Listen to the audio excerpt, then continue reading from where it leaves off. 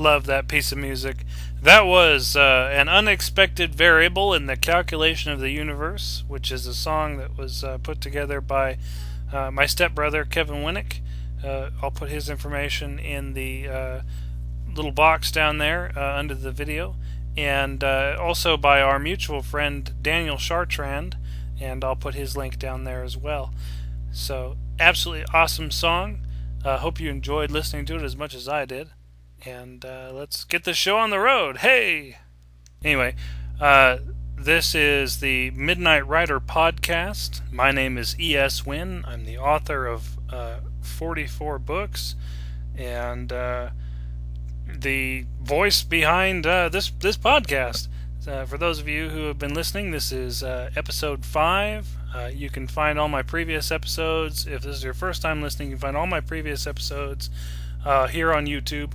I make them into videos and put them up, and because it's easier for me that way, and I just stick them up without having to worry about any other sort of hosting things or whatever. Anyway, let's see, things to talk about tonight. Well, let me go quickly over some of the projects I'm working on. As I mentioned in the last one, I'm currently working on a project that's set in the universe of the Cygnus War, and which is my best-selling series.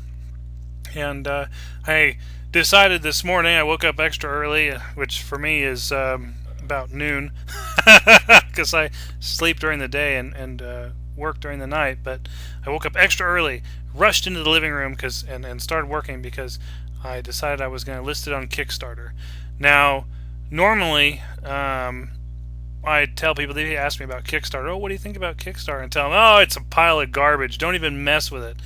But that comes from my own experiences with them. I know plenty of people who have managed to fund all kinds of awesome projects through Kickstarter, but I haven't seemed to have had the luck that they have had in the past. I'm still waiting to hear about the current project I put up there, and I've looked through their rules very carefully, and gone through and been very careful, and I'm thinking that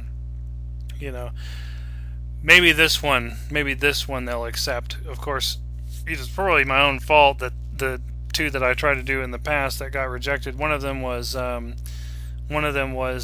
sort of hoping to secure a grant to pick up a bunch of ISBNs for my publishing company before I realized what a crock ISBNs are, and so then they denied that one. It's probably because it had no definable goal per se. But and then the second project I did was I called it Neo Futura Ranch, and the idea was I would get $1 million, literally $1 million, and buy a chunk of land by the sea, and teach classes there, and have orchards there, and raise up all kinds of plants, and just basically create a sort of haven, a place where people could come to relax, and is sort of, and the payment would be you work on the ranch, come help tend the fields, and you can take a break there for a week or so, that kind of thing. It seemed like a cool idea, teaching all kinds of classes. I have all kinds of friends that I know personally who are in this area of California who teach all kinds of interesting things, and it seemed like a really good excuse to sort of provide a place where they could work, where they could teach, without any kind of bureaucratic hassle that you normally get. Being here in California, it seems like you need a certification to do anything. To take a dump, you need to be certified. You need to take a test and pay a $60 fee, and bribe an official and all this other kind of crap just in order to take a dump here in California, it seems like. But that could just be my own experience, although I have a number of friends who are dealing with the DMV who would agree with me. But anyway, so that one was denied, and later on I looked back on it, and I think it was probably because they have like some sort of policy against using it to buy land, which seems silly to me, but whatever. So this new project, I'm hoping they take it. Like I said, I know lots of people who've had a lot of luck with it. I have not had luck with it in the past, but I'm hoping I have luck with it now. And once the project gets accepted, if it gets accepted, I'll post a link in the comments section, or not the comments section, but in the there's a little section that describes the video, or about this video or whatever, that's just below the video. Click on the show more link and you can see all the links that are there, and I'll add the Kickstarter link there once they accept it, if they accept it. And I'll probably talk about it again in a future podcast if they pick it up, because it's like a 30-day thing I'm running on it. So I'm excited about the potential of this project. I think it could really take off, and I don't want to say too much about it, but if they, the good thing is that I've already decided that if they tell me no, they reject the idea or whatever, I'm still going to do it. I'm still going to put it out there. I'm just hoping that I can. The idea is that if I can use Kickstarter to attract interest, not only am I attracting additional interest, but the money that would come in would be a heck of an incentive to do about 10 times a better of a job and really seriously polish the stuff. It's not saying that I don't polish stuff before I launch it anyway, but I can see the money from the Kickstarter thing being a real incentive to sort of go beyond the extra mile, as it were. So kind of excited about that, hoping that really takes off. It's a fun project. I won't say anything more other than that. It's real fun, real interesting, based in the Cygnus War, part fiction, part game, kind of a hybrid project. It's going to be a lot of fun, I think.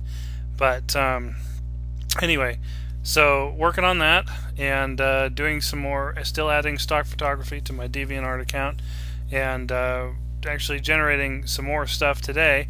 I got some feedback from somebody on DeviantArt. They said, "You have such an expressive face.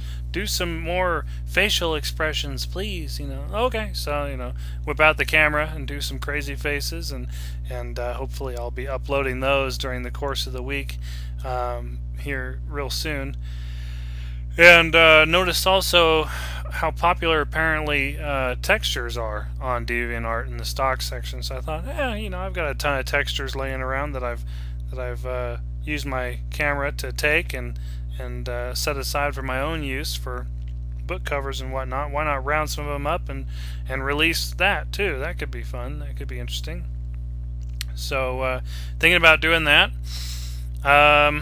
Just did some audio work just now for my friend Mark Slade's Dark Dreams podcast, so a little shout out to him. Go ahead and check that out if you get a chance. Dark Dreams is a really great horror podcast. A lot of fun, a lot of great stories that I've narrated for that particular podcast, and I'll put the link down in the description. And I'll give it to you here now too. He's on Spreaker, which is www.spreaker.com/user/deadrecords0, and when you're spelling Spreaker, it's like the word speaker but with an R after the P. So check that out. I'll put the link in the comment section below. And another thing that Mark Slade and I have been working on, that I've been doing the audio for here lately, is the Blackout City podcast, which is a lot of fun too. Sort of crime noir and an alternate 1960s sort of sci-fi psychedelic drug fog reality. Absolutely bizarre and awesome and interesting, and that's a lot of fun to do the voiceover work for. And you can also, he's got I'm looking at the page right now, if you go to the Dead Records page I just gave you the link for, he's also got the first episode of Blackout City. Currently it's the second one down from the top in terms of recent episodes, so check that out. Very cool stuff, very interesting, and a lot of fun to do the narration for.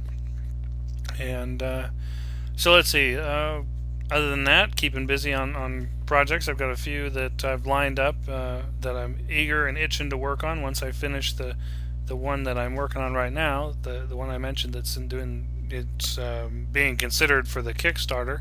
So yeah, keeping busy all the time. Let's see, the main focus of this episode though is going to be talking about my influences. I got a comment on previous episode of the Midnight Rider podcast where I was asked to talk about my my influences as a writer. So that's something that I find kind of interesting, and I would like to put out there to some degree. So I think the best way to go about it might be to sort of give you a quick highlight reel and then go through it chronologically, because I find that it's not so much the people that influenced me, it's rather when they influenced me. And there's a lot of good writers a lot of good writers. So, and the lessons they taught me as well, very valuable. But in terms of the highlight reel, my favorite or most influential authors of stuff that I've read, I'd say the very top two that I can think of off the top of my head right now are Storm Constantine, her Raethu series. There's it's spelled Wraeththu.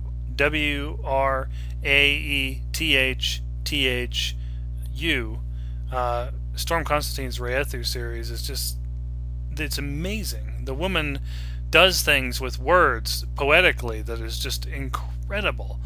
And there's two ways to read Raethu, which is an interesting thing too. It's sort of, I feel, sometimes I feel a little self-conscious talking about it, because the storyline is essentially, from my perspective, the storyline is that you have a human child, in a sense. Well, I guess he's not really a child, he's more like he's going into teens and early adulthood, who works on a farm in a very dismal, very human sort of environment, and he's whisked away by a stranger who sort of takes him under his wing, and he realizes that he's so much more than human, and he sort of climbs and ascends into this bizarre spiritual reality that takes elements from shamanism and Native American religion and all kinds of bizarre, interesting cultural, religious practices and ritual, and it's just very interesting stuff. Absolutely interesting how he kind of transcends reality, and they open up so much more. And it's also set in sort of a post-apocalyptic environment. Humanity is on its way out, and the Raethu are sort of replacing them as like a post-human species, and so there's that aspect of it too that's really interesting, very interesting, and they're hermaphroditic, so there's not so much men and women in a tribal society, although there is that it's considered to be sort of the old way, men being in charge, women being sort of the keepers of the home, and there are some tribes that still embrace that, but mostly it's because everybody's the same sex, because there's only one gender. A lot of that gender inequality begins to fall away, which is pretty interesting and leads to some interesting storyline directions. But so that's the way I see it. But a lot of people that I've talked to who like the series see it as because the hermaphrodites are referred to as he. They see it as sort of some sort of homoerotic fantasy book, which is sad, because the poetic, the poetic Storm Constantine's use of poetic language is absolutely incredible. I have no problem with homosexuality. Anyone who reads the Cygnus War would know that. I'm also not threatened by it. I also just see it as just another, sexual preference, right up there with polyamory. I mean, it's sort of hardwired, And when I read Raethu, I don't see gay sex. I see, this narrative, this poetic narrative of spiritual discovery. But I guess a lot of people who read it can't get past the gay sex that's implied. It's not even directly put in there. Anyway, so read Storm Constantine and keep an open mind, I'd say. Other than that, Cormac McCarthy. Oh my goodness, that man is a genius. I resisted reading his book The Road, for the longest time, because I had heard things about the movie, and that was my whole reason for not reading The Road, is that people had told me, "Oh, don't watch the movie; it'll make you depressed." And I have battled with depression my whole life. And so the idea of purposely watching something or reading, especially reading something that would make me, go right back to that place of depression, just seemed kind of silly to me. So I never touched it. But then my wife has read the book probably 4 or 5 times, just loved it and said, "You really should read it. You really should read it." And finally, I relented and said, "Okay, well, you have good taste in books." She's got a great eye for good writers, which makes me feel kind of honored and proud, because she thinks that I'm a good writer. And when I look at the stuff that she considers to be good writing, I go, dang, if I'm in the same category in her mind as, like, Cormac McCarthy, whew, oh, it's just a matter of time, man. But anyway, so Cormac McCarthy, great influence, I think.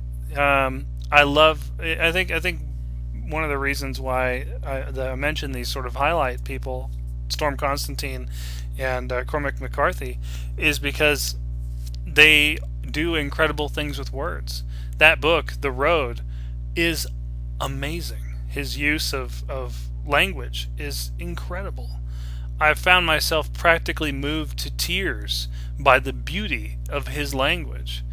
I have to admit, I haven't read any of his other books since then, but was so stunned by The Road that he instantly catapulted with that one book into one of my most favorite authors, into the category of my most favorite authors.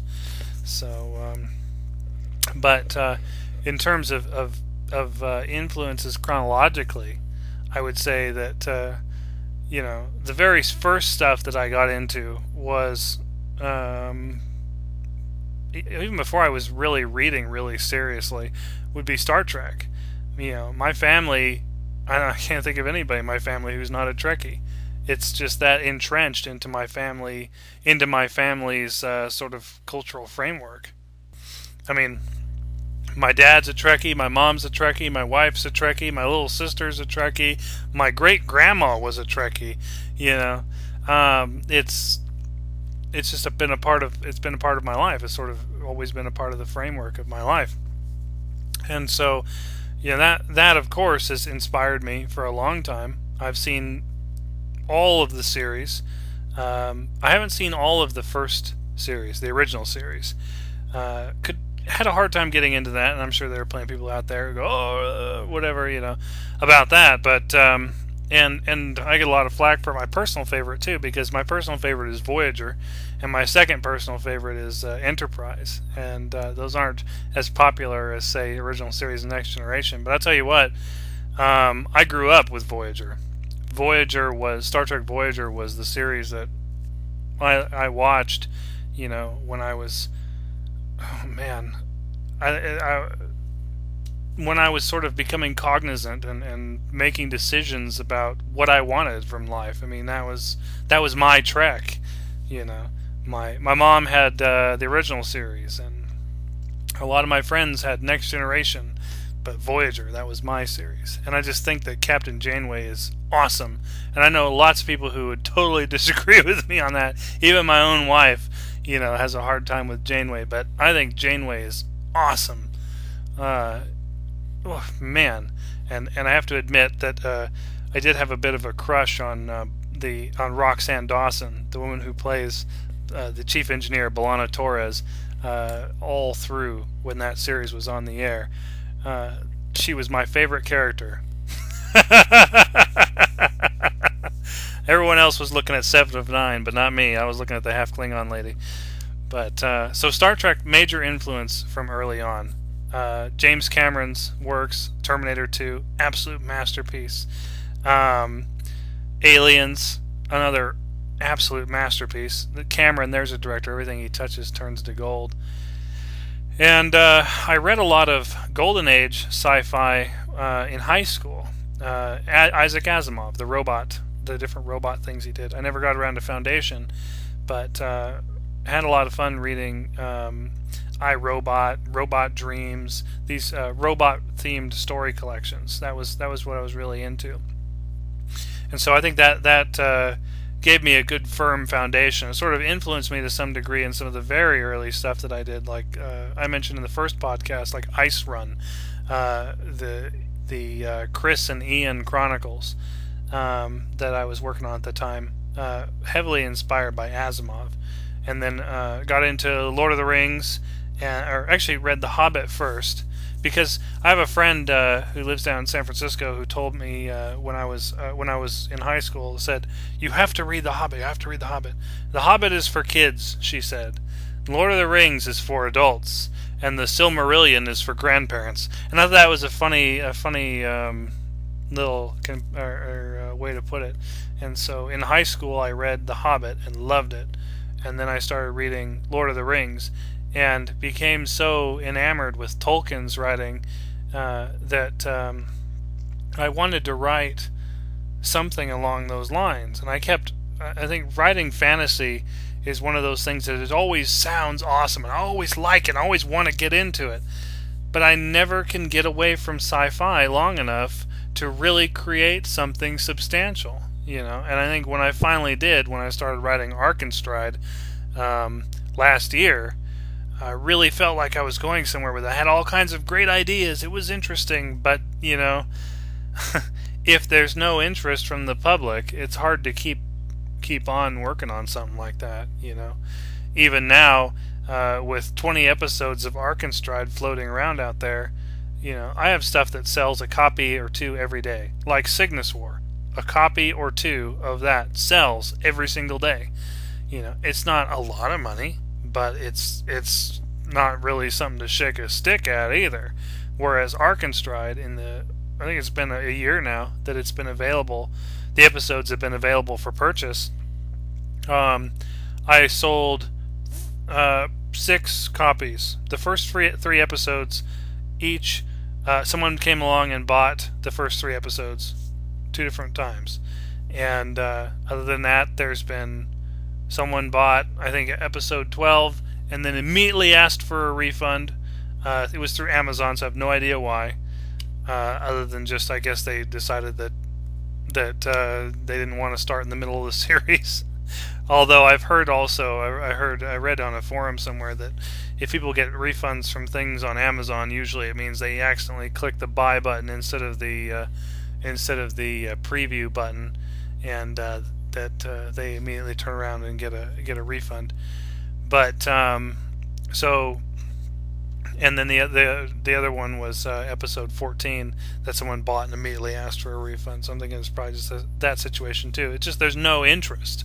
If it sells 6 copies in the course of a year, yeah, that doesn't work. And so, anyway, back to what I was saying with fantasy. Fantasy has always been something that I've been interested in writing more of. But when I was reading Lord of the Rings, I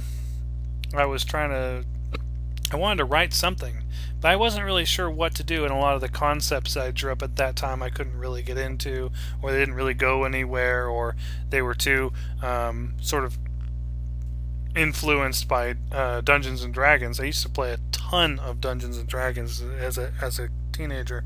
I was the one who introduced it to my group of friends, and I think in terms of the fantasy that I write, that has been a huge influence. I still sneak bits of the old games, mostly just character names. I still sneak character names from the old games into fantasy-themed projects these days. I'm trying to think of one off the top of my head, but I can't really at the moment. But so those games were awesome, though. It was me and my friend Dylan, my friend Spencer, my friend Randy, and my stepbrother Kevin and my stepsister Daryl.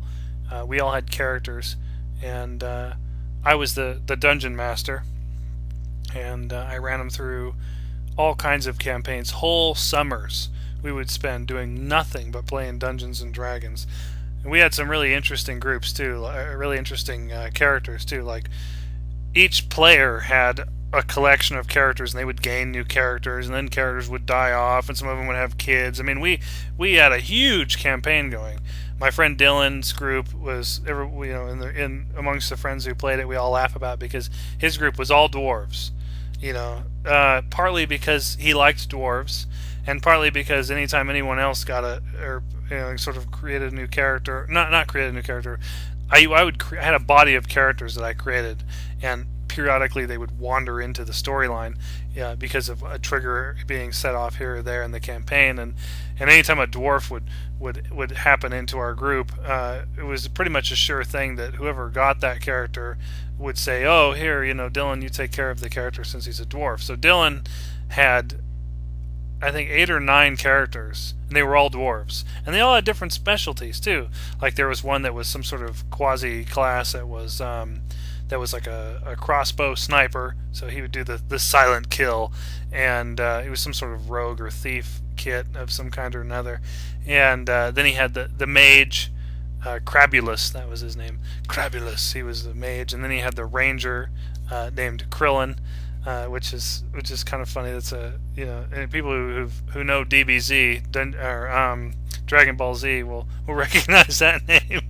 But then he had Blade and Nail and a few others. Thorn, they all had names like that. Flint, and lots of warriors, and that was a lot of fun. My friend Randy had some crazy characters. He had the lead character was a warrior with a battle axe, and then he had the wife of the warrior who was a cleric who would do all the healing for his little cluster of characters, and some silly characters. He had a martial artist named Conjundo that was pretty, that was pretty neat too. And Kevin had the hardest time keeping characters. They'd always die doing silly stuff, doing silly things, but I think the one that he had the longest was Clyde, and Clyde was a hobbit. This was specifically requested back then. He was a hobbit who was a martial artist, and his specialty was drunken master, and so that was a lot of fun too. And let's see, Daryl always had healing characters. My stepsister Daryl always had healing characters. And Spencer always had my friend Spencer always had the crazy characters who were violently insane. My personal favorite, the one that he had from the beginning to the end, was this guy named Zulu. And Zulu, sort of, imagine this: you have a guy who picks up who gets like the heaviest plate mail armor he can get, and throughout the campaign sort of trades it up for the heaviest, most badass sort of dragon scaled, diamond plated, crazy armor, works out in insane amounts, wears rings of giant strength to bulk up his stats to the point where he's running around in the most amazing, heaviest, craziest armor in the game, and it's painted bright red so he stands out. And and he would sprint at things, and headbutt them. And he had a two-handed sword that he would just run into groups. He would, a group of orcs shows up, and what happens? Well, Krillin readies fireball or whatever, and Crabulus readies his spells, and Randy stands guard with his axe and things like that. And what does Zulu do? Zulu sprints headfirst into the army and manages to come out alive every time, because Spencer is amazing at rolling natural 20s. So that was definitely an interesting character, and he always ended up with some of the most badass characters. He had another one that was a referee character that I used as a guide for a while, named Aldenir. And Aldenir was a dark elf priestess who they managed to, through cunning, all kinds of cunning talking, managed to sway to their side. And then when I got tired of running her, she ended up being Spencer's character, and she was badass too. And so he always had the most badass characters. And that was pretty cool. And there was the sort of to amplify his badassity. There was one point where they decided that they needed their own island. The players in our D&D group decided they needed their own island for their characters, and this island had a number of different territories on it with castles, and so they each group claimed a castle. And Spencer's group claimed a castle, and there had been some crazy magic that they had dealt with before that ended up crash landing a A-10 Warthog, which is a military. It's a tank killer military fighter craft from our current era, and that has a Vulcan cannon on the front of it that shoots something like 5,000 rounds of depleted uranium slugs. They're as long as your arm every second or so. No, every minute, not second. That would be even more ridiculous.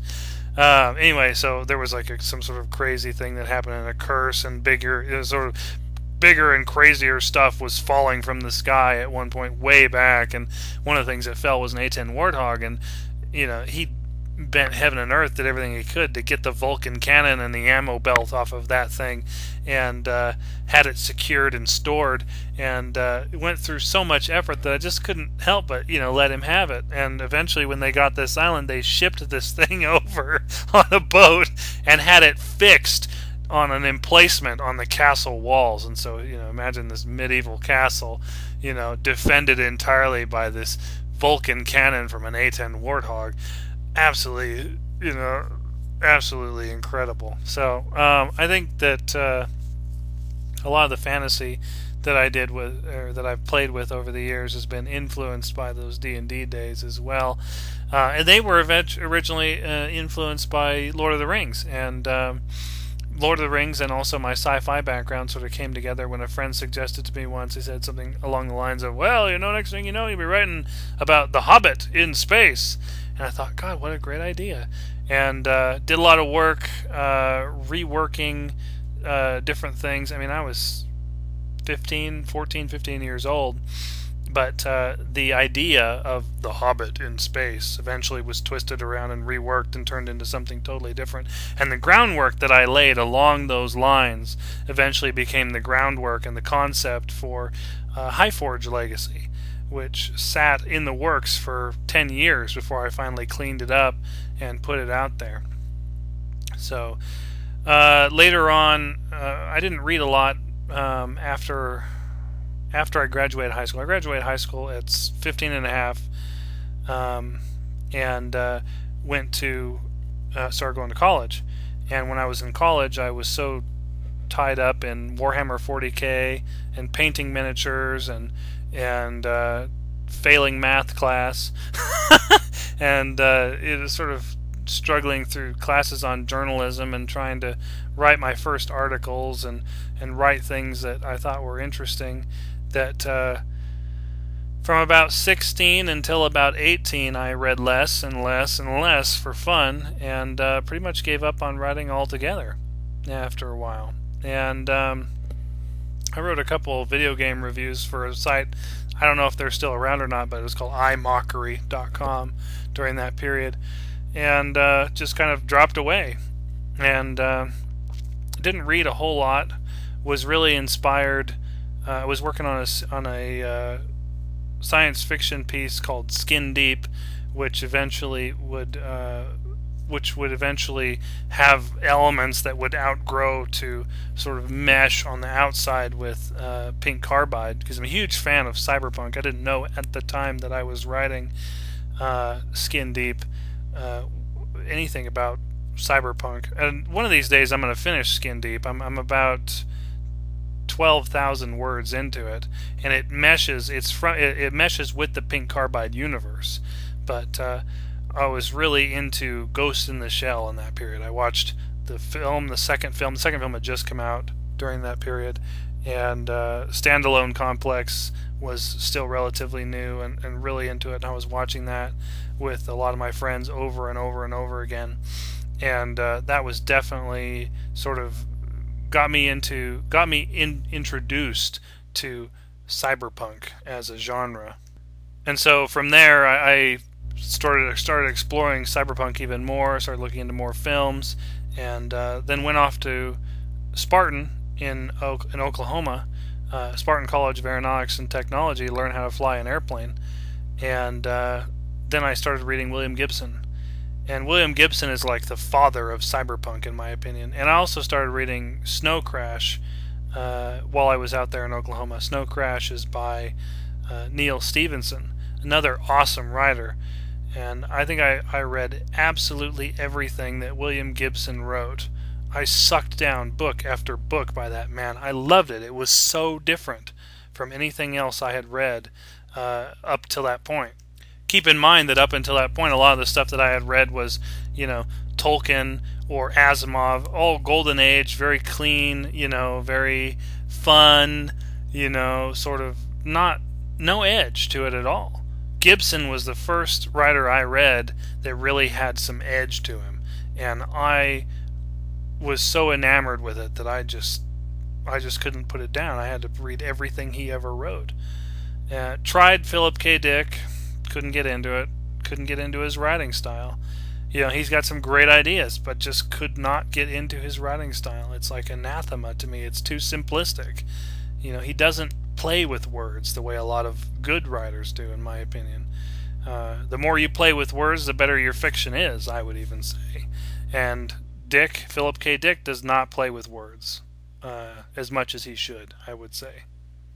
It was also about this time that I started reading S.L. Vale's Viehl, that's how you spell her last name, S.L. Vale's series Stardock.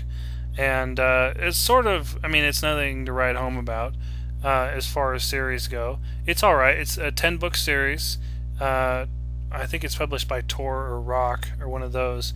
The idea being that you have a doctor who goes, and she's human, and the humans are really xenophobic and isolated, and she goes off to work as a doctor at like the furthest outpost for relations between different alien species. I think it's called Keverzangia 2, I think is the name of the planet. And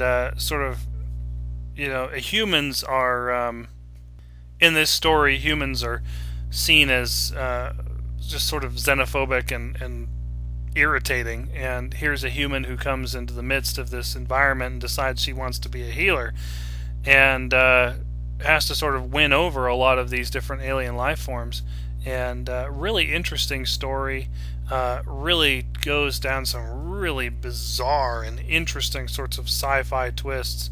I think probably around book 8, it seems like she starts to get worn out or burn out. The author seems to start to get burned out on the whole thing. I could be wrong. I don't know the author personally, but it seems after about that point like she's just doing her 10 for the contract and then moving on. But especially in the beginning, the series is really good. And the last book wasn't bad either. I think my personal favorite, the one that seemed the most artistic, the one that really stuck with me from the series, is the one called Rebel Ice. So if you read Stardock, either go through the whole thing from first book to last. They're not long. They're like 250 pages, 300 pages each. Or just read Rebel Ice. Rebel Ice was beautiful. It was absolutely beautiful.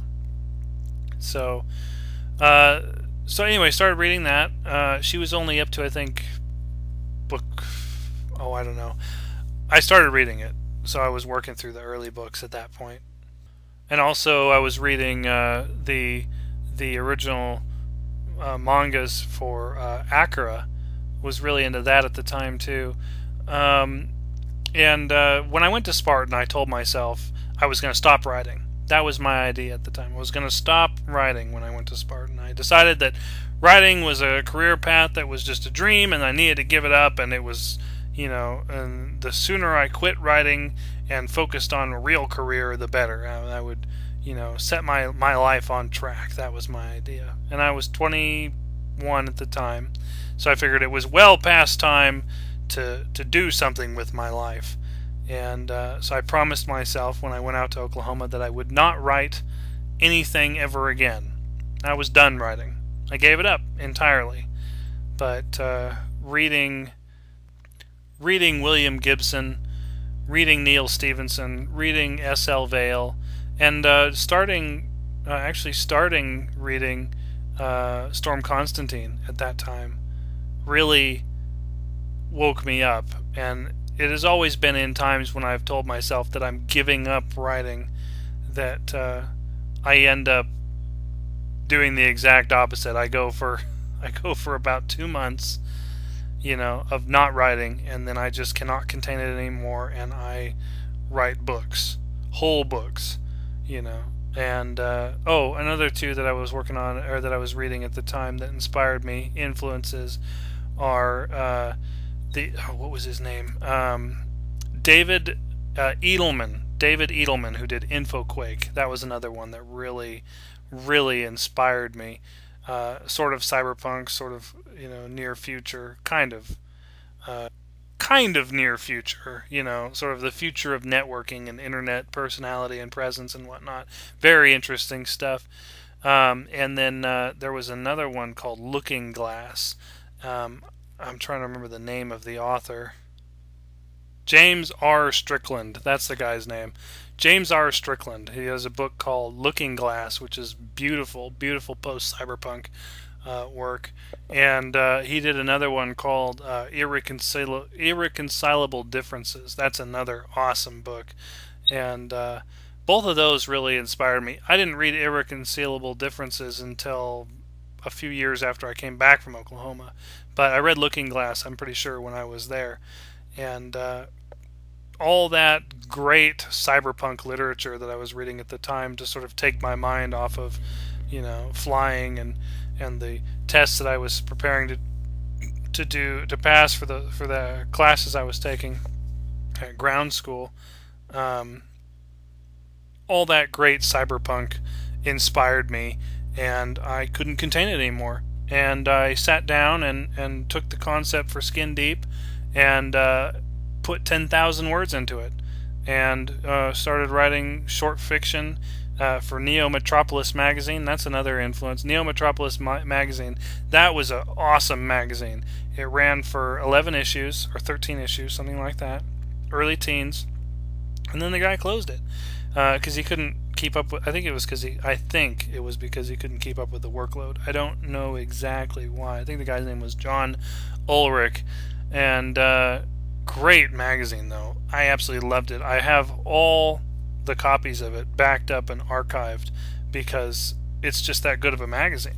I just couldn't bear to let it pass into digital oblivion. I had to save the material, and so I started writing short stories for Neo Metropolis magazine. I wrote a couple that later on would appear in some of my short story collections that I've put together, and was writing other things too, but didn't really put out too much stuff in terms of short stories. My main project, 2 months in to flight school, was Pink Carbide, and the sequel to Pink Carbide, Aluminum Opus. So those were my two projects at Spartan to start when I started writing again, when I finally said, fuck it, I'm gonna write.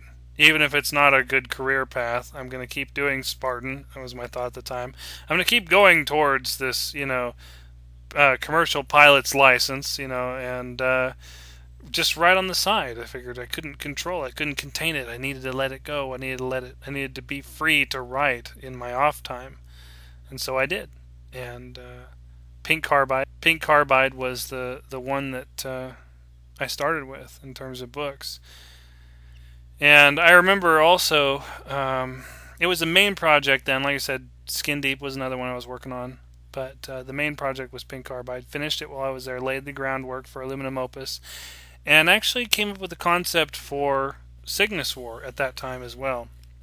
I clearly remember sitting in the parking lot of the tech campus for Spartan College and thinking about what I was about to do, which was quit and go back to California. And I remember I was listening to music on the radio and sort of mulling over leaving there for and finally decided that I was going to leave. And I sort of had this inspiration, this sort of image in my imagination of what would become the Cygnus War. And I started working on the Cygnus War when I came back from Oklahoma, and that was really inspired. I think the Cygnus War was really inspired by my time at Spartan College.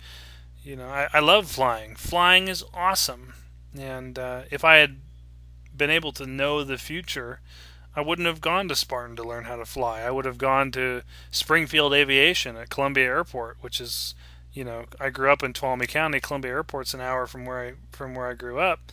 I would have gone to a 172 school, or a school that where you fly Cessna 172s, instead of going all the way out to Oklahoma to go to a hyper expensive school where all they do is teach you to fly 172s. It's just garbage, But it was an honest mistake because nobody knew that Spartan was going to sell off their King Airs, their turboprop aircraft, while I was there, and put all those paid-on-commission teachers trying to survive on a population of just a handful of students instead of the massive population of Chinese students who were on contract, but the government or corporate agency over there in China that was funding them to be there decided to just ignore the fact that there was a contract. Anyway, so let's not talk about things that are bad that have passed. Let's talk instead more about influences, inspirations. When I came back from Oklahoma, I spent a lot of time reading, doing nothing else but reading. And that was for a couple reasons. One reason is because I was totally gone mentally. Everything that I had loved and believed in at that point in time in my life was falling apart. I left Spartan. I came back to California. My girlfriend at the time, who I dearly loved, left me. And I was sending pink carbide out to a lot of agencies and getting a lot of thanks but no thanks back in return.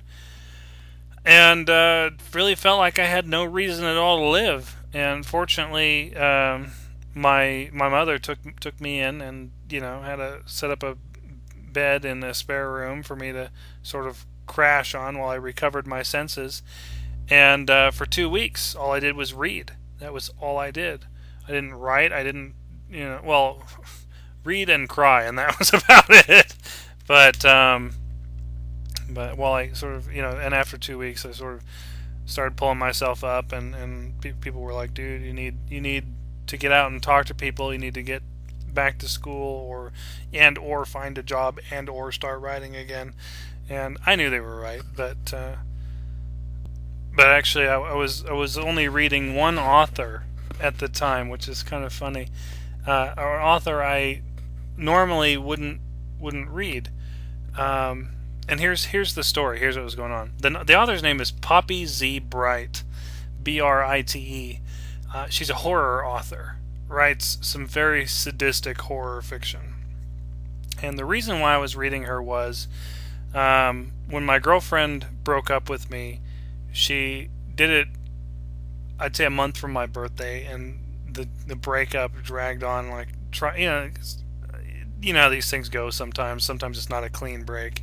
The breakup dragged on for a month or so after that, and she brought me on my birthday or thereabouts. She brought me a copy of Poppy Z. Brite's book, Exquisite Corpse, and a bag full of used paperbacks by this woman, and sort of pressed it into my hand and said, I know you don't understand why we're breaking up, but if you read Exquisite Corpse, you'll understand who I am and why this needs to be. And I thought, at the time, I was like, okay, whatever. And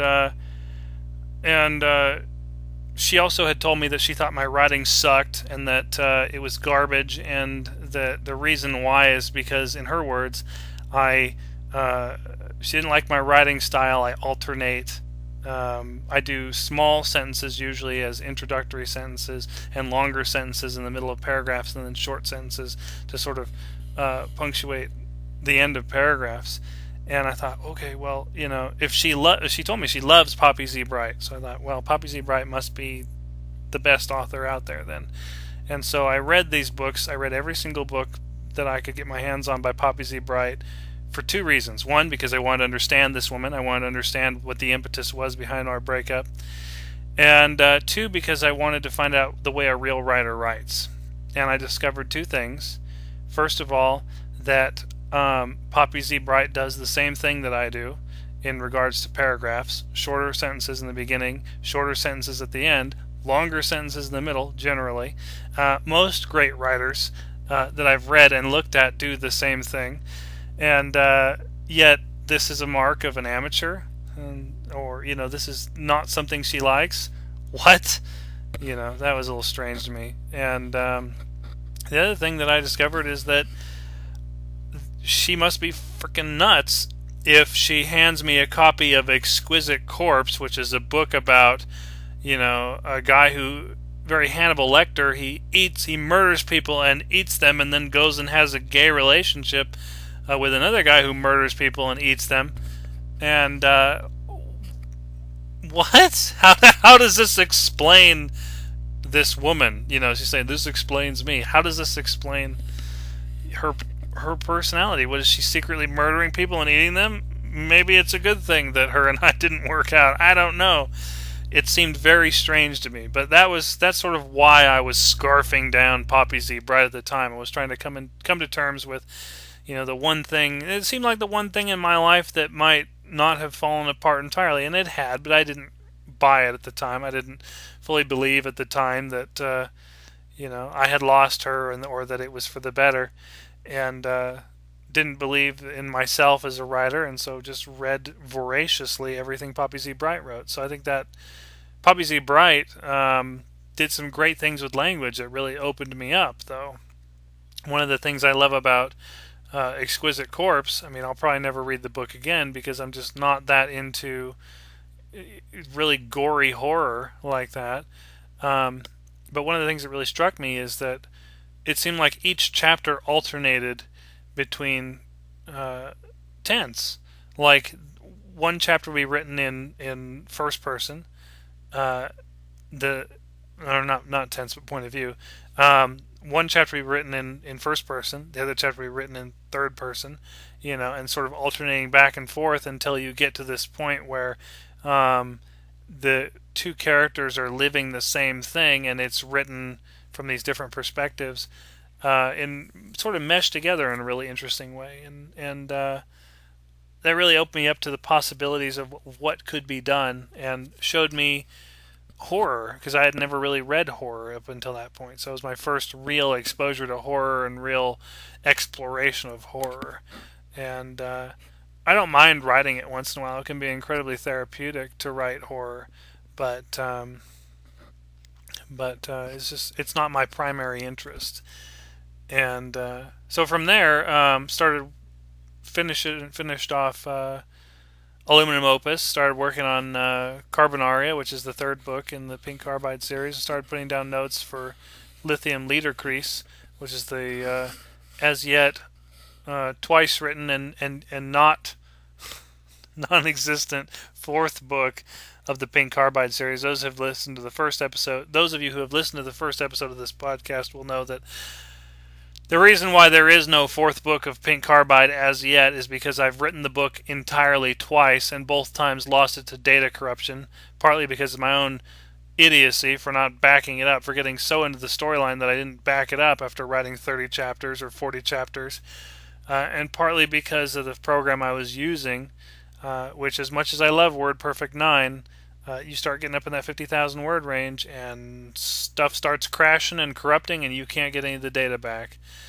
But that's one of the reasons why there's no fourth book of Pink Carbide. But I moved on to other things from there. I moved on to Cygnus War.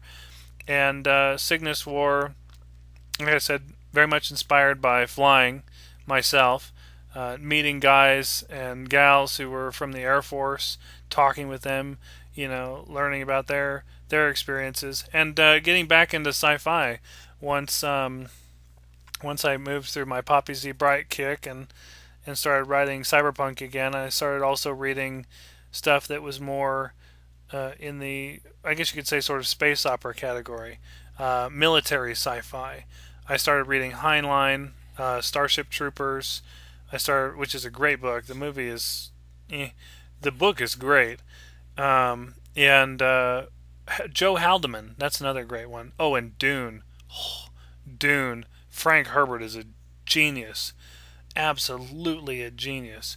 So is Joe Haldeman. Forever War. That was the book that started getting me really inspired was Forever War by Joe Haldeman. And I read a lot of other stuff by Haldeman too. Mind Bridge, I think, was another one. Another one is Old 20th. That's another good one. And Forever War is a marvelous book. It's a masterpiece. But I don't know what happened to Haldeman on the other books. When he was writing Forever Peace and what was the other one? There was another one that he wrote that was set in the same universe. I just couldn't get into it. It was too weird to me. And there was another one that was sort of a short story collection. I can't remember what he did. He did a short story collection that had elements from Forever War and some of the short stories, if I remember correctly. And that was a great collection. That was a great short story collection. I highly recommend that one. But so I was reading that stuff. I got really into Storm Constantine again when I was in Oklahoma, and partly when I was back in California. I read the first book, or it was sort of the omnibus, which is the first 3 original books, and fell in love with that, and then realized that even though Storm Constantine had taken sort of a hiatus after writing those first 3 books, and hadn't written anything Raethu themed in like 10 years, she wrote 3 new books about the time when I finished the omnibus edition. I realized that there were 3 more books. There was one that had been out, there was one that had just come out, and by the time I read those 2, the 3rd one came out, and I had to read it too. And then I read, she's got her own publishing company, Emanion Press, and which is an awesome publishing company, and I started reading some of the Raethu books that were written by other people through that particular publishing company at that time too, and getting into those. And I read one that was Terza's Sons, and by Victoria Copas, and a pretty good book, really interesting idea, but honestly, it was one of the main reasons I ended up approaching Storm Constantine to write a Raethu book at one point. And I have to admit, and this is really sad, but the reason why I felt confident enough to approach this goddess of literature as I saw her at the time was because of the fact that I had read Victoria Copas's book, and it was so full of grammatical errors that I thought, hey, I got a chance! You know, my copy may be clean, but I was not feeling very... And I've never had a bad review either. I get lots of good reviews. I write good stuff, and it seems to be consistently that's the way people feel. But it's hard to believe that when you're not making $1 million a year off of it, you know. And so I thought, well, I must write crap, and well, it may be clean, but you know, people don't like it really. And reading Terza's Sons and going, this is a decent story, but God, it's just terribly poorly edited. And I'm sure they've re-released it with cleaner editing since then, now that they have other editors that are working the publishing company. But it gave me the confidence to approach her and say, hey, I have an idea for a Raethu book. And her and I went back and forth on the concept. It's her universe, so I mean, of course she's going to get most of the say, and I have no problem with that.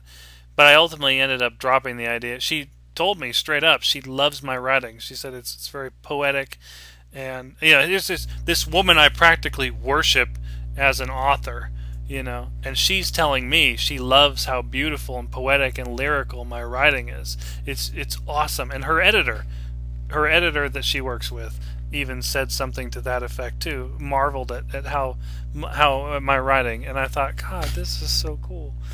But the project that I was working on, that I was running by Storm Constantine, I ultimately ended up dropping it and moving on to other things because I realized, and this is really hard for me to say, but I realized that she doesn't have the same background as I do when it comes to writing. She has very specific ideas as to the sort of format a story should take, and let me explain that a little bit. When her writing is very beautiful and poetic, in my opinion, and she thinks my writing is very beautiful and poetic. But where we diverge is that her approach to a story is very linear, very flat, very direct, very traditional. I don't like traditional, and especially not with something that's as spiritual and as deeply rooted in my personality as a contribution to a universe that has been as inspirational in a sense as hers. If I'm going to write something for this universe, for this goddess of fiction, as it were, I'm going to make sure that it's the most artistic, experimental, gorgeous, unique, and interesting thing that I can create. And I poured my heart and soul into some of the concepts for that piece, and it was not. It went right over her head, so I ended up dropping that, and I couldn't boil the concept down to something simplistic. I couldn't cut it all apart and butcher it and reduce it to a skeleton of itself, just to make a contribution to her universe. And ultimately, I did end up making a contribution. I have a short story called I think it's called The Gods of Araneka, or something like that. Gods of Civilamia, or something like that. I played with a couple different titles. Anyway, Gods of something, or no, what am I talking about? It's not even called that. It's called The Dihara of Navi Salam, and The Dihara of Navi Salam is a short story that I wrote, which was published alongside one of Storm Constantine's stories in a anthology edited by Storm Constantine in the Reathu universe, and I am so proud to have a piece of my fiction alongside hers. It was just a little tiny short story, like 3,000 words, something like that, but I feel so honored to be in the pages of a book with her, right in there next to this goddess of fiction. So but I think realizing that she didn't have a lot of experience in experimental fiction was a little bit of a heartbreaker when I first realized it. But I've come to terms with it now. Not everyone likes to play with words in the same way, and not everyone's had Peter Grambois as an influence or a teacher. And there's another incredible author who is an incredible inspiration. And I have a total love-hate sort of way of thinking about Peter Grambois. Peter Grambois is an incredible author. His book, Arsenic Lobster, which is he refers to as a hybrid memoir. It's a memoir. It's an autobiography, written in second person. So you literally live his life. And it comes complete with alternate endings. So you can pick the ending that you want to live from his life. And his writing is gorgeous. And it's creative, and it's interesting, and it's experimental, and it goes places no other writing goes. And, I found out about Peter Grambois because he was my teacher at Sacramento State. And before he ended up going to a different university, I had him for 2 or 3 classes. And he introduced me to some of the most amazing fiction, stuff that I never would have read otherwise. I never would have been exposed to, and just totally changed the course that my writing went down. If it wasn't for him, I never would have written the book Last 5 Years. Last 5 Years is heavily inspired by the material that he showed me in the class that I was in, or the classes I was in when I was at Sacramento State. Authors like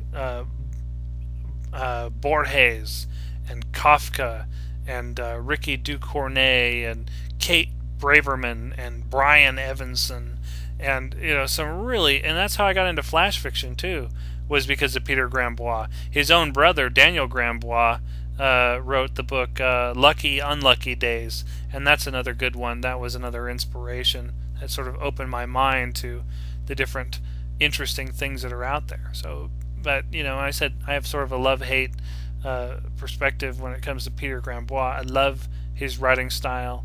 I love his books, The Grave Digger and Nahun Kara, I think is the other one. I love his work. But he's also that teacher I mentioned in the first podcast who, when I told him, or I wanted to be an English teacher, and they said, "Oh, we'll go talk to Peter Grambois. He will tell you what you need to do in order to be an English teacher." And I went to his office, and he said, "Oh, just get your English degree, you'll be fine." And I don't know what it's like in other states, but here in California, if you want to be a teacher, you got to go through quite a bit of certifications. Through quite a large certification process before you can even set foot in a classroom. And because I didn't know that, and because my guidance counselor, Mr. Grambois, told me all I needed to do was get my English degree and I'd be fine, I didn't know until the last semester I was there that I needed to spend another year and a half or two in school, and I had already signed up for graduation, so I said, screw it.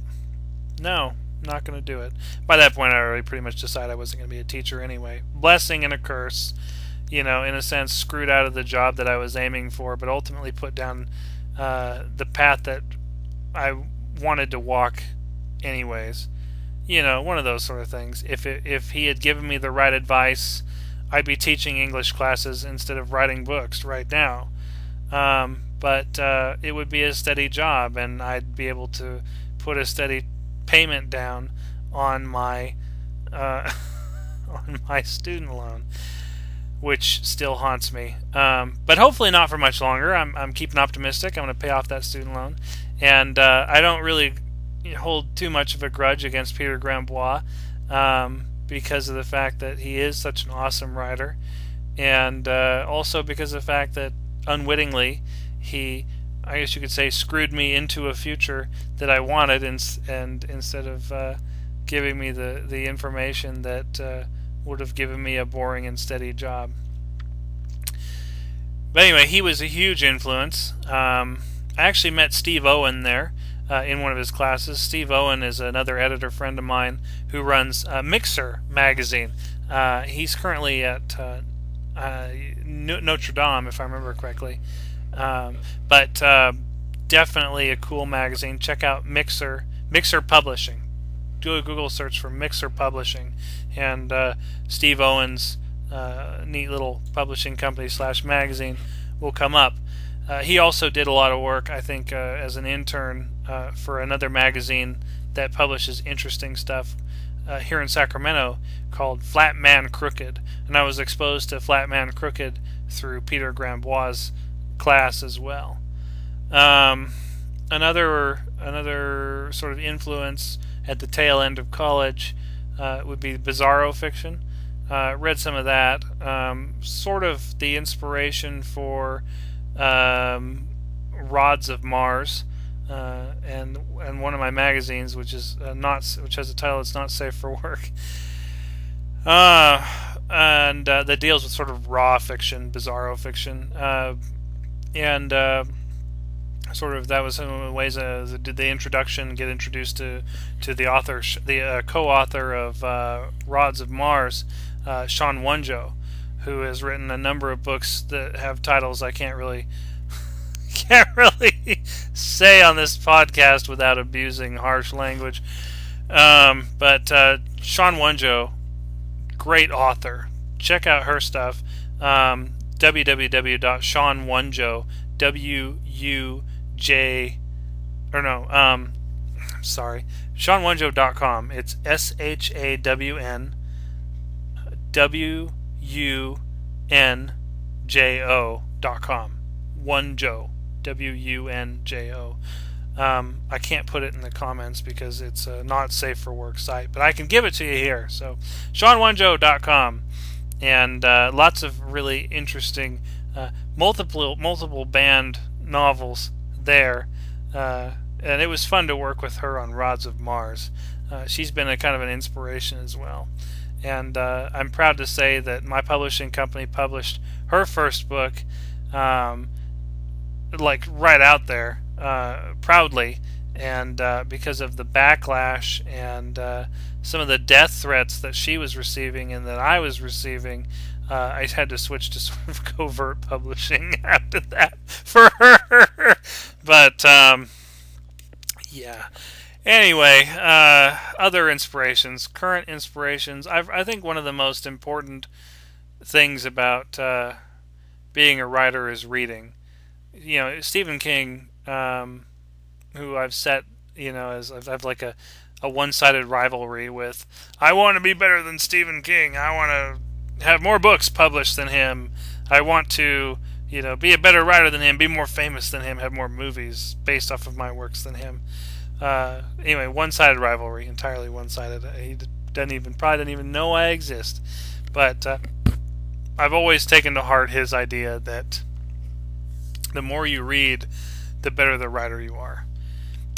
And I also believe I would add to that that it's important to read a little bit every day at the very least. Read as much as you can. If you want to be a writer, read a lot of stuff. And don't just read the classics. Don't just read stuff in your genre. Read stuff in every genre. Read stuff that you would never normally pick up. Like right now, I'm working through a couple different books at once. I'm working through Stars in My Pocket Like Grains of Sand, which is a science fiction book. By Samuel R. Delaney. And I'm also reading a Reiki guide, a Reiki manual, which is energy, sort of spiritual, hands-on healing book.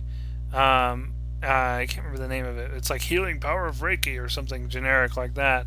But I'm also reading Passport to Magonia, which is sort of a conspiracy theory book about, you know, UFOs actually being sort of evil fairies or something.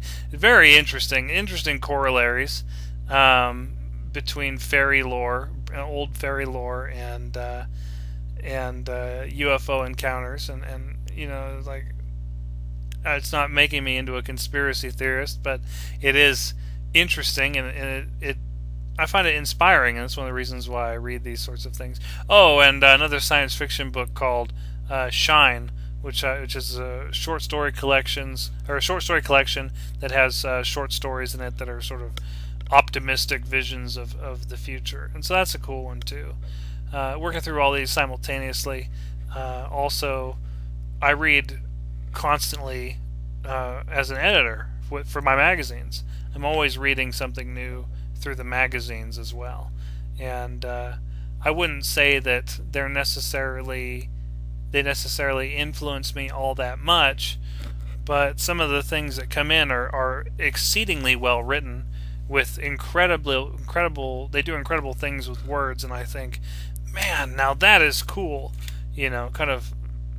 I wouldn't say necessarily adds more tools to the toolbox, but rather it opens new windows and new doors, and you kind of go, "Oh, that's a cool idea.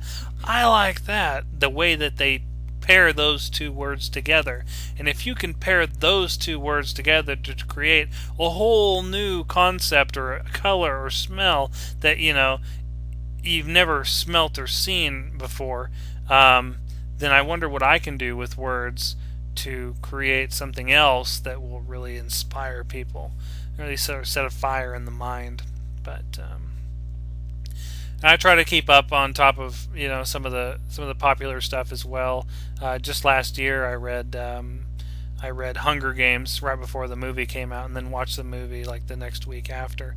My little sister's really into Hunger Games. It's like one of her favorite series, and I was luckily enough able to take her to that movie, and we were able to sort of talk about the book and the movie, because she's read all the books at this point. I've only read the first one because I've been reading other things, but it was neat to be able to talk with her about it. She's getting up there now. She's 13 this year, and we're able to have all kinds of interesting intellectual discussions finally, and talk about books and stuff like that. So that's pretty cool.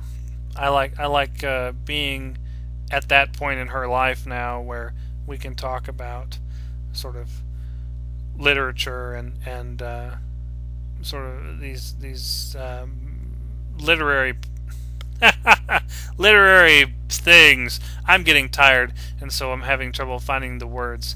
But it's neat to be able to have somebody intelligent, besides my mother and my wife, to talk to about literature in person. And you can talk about it till you're blue in the face online. And I know plenty of people that are always trying to get my attention. They want to talk to me about this author or that author at length, get my perspective as an author, and I'm just, ugh, dude, I have to spend the time reading the book too. You know, I think these people don't realize the amount of time and energy it takes to read a book. You know, sometimes, and yeah, I read constantly, but I'm reading so many different things at once, and I'm writing all the time, that to sort of put my life on hold so I can read some 500-page masterpiece and then talk about it eloquently in the time when I'm totally tired because I've worked all night, you know, it can be a little bit trying, but sometimes you find really good books that way. A friend of mine introduced me to an author named Kenneth Patchen.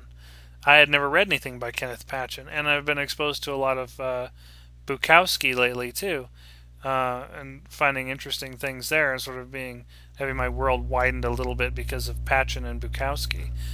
Dark stuff, sad stuff, but interesting stuff, interesting ways of using language, and I like that. I like that a lot. But other than that, I think now that I've talked about all these different authors that I really like and that have inspired me and my influences and sort of how they've played into my life, I think I'm going to wrap it up. But I really appreciate all of you out there for listening to this podcast and any of the other episodes you've listened to at this point.